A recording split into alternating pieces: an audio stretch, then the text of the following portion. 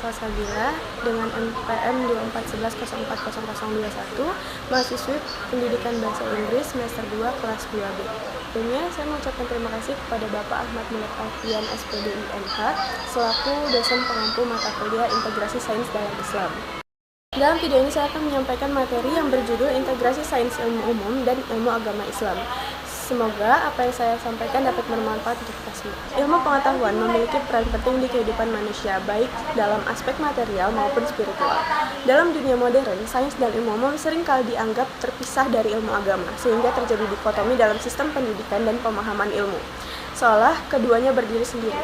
Padahal, dalam Islam, ilmu bersumber dari Allah Subhanahu wa Ta'ala dan tidak seharusnya dipisahkan antara yang bersifat duniawi dan ukhrawi. Pengertian integrasi. Integrasi sendiri berasal dari kata integrate yang artinya penyatuan unsur ke dalam satu kesatuan utuh. Dalam konteks keilmuan, ini berarti menyatukan ilmu duniawi dan ukhrawi agar tidak terjadi pemisahan antara sains dan nilai-nilai agama. Pengertian sains sendiri itu adalah ilmu berbasis metode ilmiah atau observasi dan eksperimen. Ilmu umum sendiri memiliki pengertian pengetahuan dari pengalaman atau pendidikan non-formal. Sedangkan ilmu agama Islam yaitu ajaran Islam yang bersumber dari wahyu, hadis, dan ijtihad. Pengertian integrasi sains, ilmu umum, dan ilmu agama Islam itu merujuk pada upaya menggabungkan atau menyelaraskan ilmu pengetahuan modern seperti ilmu sains dan ilmu umum dengan ajaran dan perspektif Islam. Integrasi ini bertujuan untuk menciptakan energi antara akal dan wahyu dalam proses pencarian kebenaran. Integrasi sains, ilmu umum, dan ilmu agama Islam dengan demikian merupakan proyek besar yang tidak hanya bersifat teoritis tetapi juga praktis. Ia menuntut perubahan paradigma, pendekatan metodologis baru, serta komitmen dari seluruh elemen pendidikan agar ilmu dapat berfungsi sebagai jalan menuju keberkahan dan kemaslahatan umat. Konsep integrasi interkoneksi, konsep ini bertumpu pada yang pertama yaitu tauhid, semua ilmu berasal dari Allah. Yang kedua itu kesatuan ilmu, yaitu sains dan agama saling melengkapi.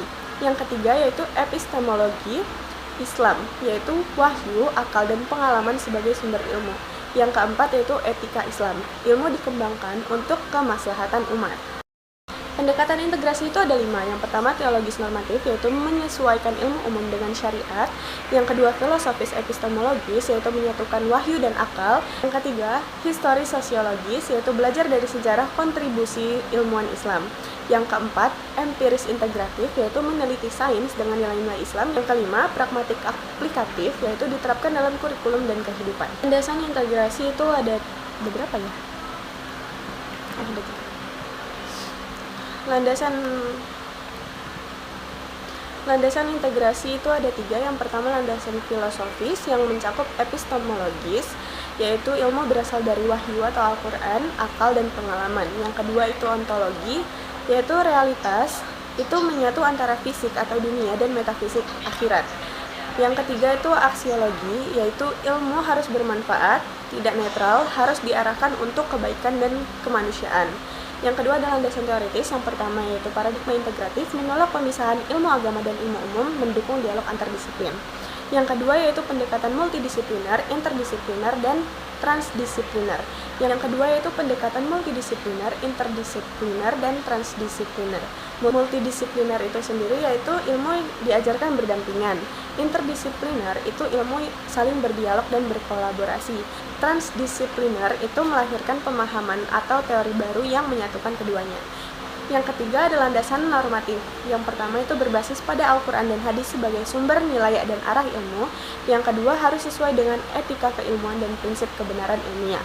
Mekanisme integrasi. Untuk menerapkan integrasi ilmu agama dan ilmu umum, perlu dilakukan langkah-langkah berikut. Yang pertama yaitu integrasi dalam kurikulum. Mata pelajaran umum seperti biologi, ekonomi, atau teknologi diberi sentuhan nilai-nilai Islam. Contohnya seperti materi biologi disertai pembahasan tentang penciptaan manusia menurut Al-Quran.